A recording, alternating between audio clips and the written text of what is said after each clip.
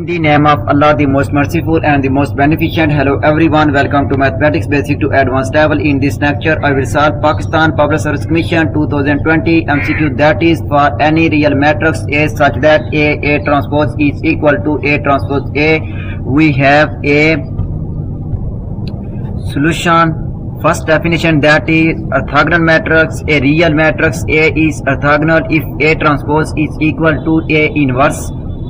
That is, if A transpose is equal to A transpose A equal to identity, thus A must necessarily be square and invertible. Definition number 2, that is normal matrix. A real matrix A is normal if it commutes with its transpose. A transpose is, that is, if A transpose is equal to A transpose A.